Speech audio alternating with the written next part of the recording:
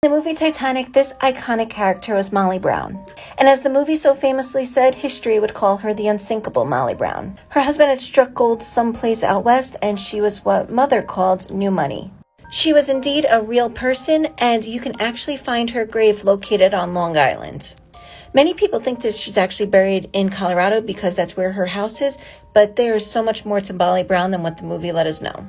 Her husband JJ is mentioned briefly in the movie. The two married in 1896. However, the movie doesn't share she was actually separated from her husband at the time. They got separated in 1909. They both were Catholic and it wasn't proper to divorce, so they just had a very peaceful separation instead. And JJ actually provided her a monthly allowance of over $20,000 in today's money.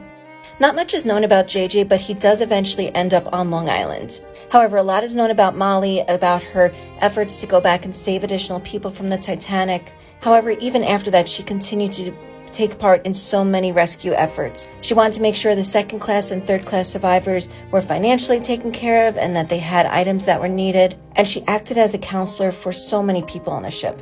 And she went on to do great things. In 1914, before women even had the right to vote, she ran for Congress. However, she backed out of the election. In 1922, JJ died. And as a Catholic living in the area, he was buried in St. Bridget's Church, which is located in Westbury, Long Island. And in 1932, when Molly Brown died, she was also buried here. And one thing you'll immediately notice about her grave is that it says Margaret Brown, and that's because that was actually her real name.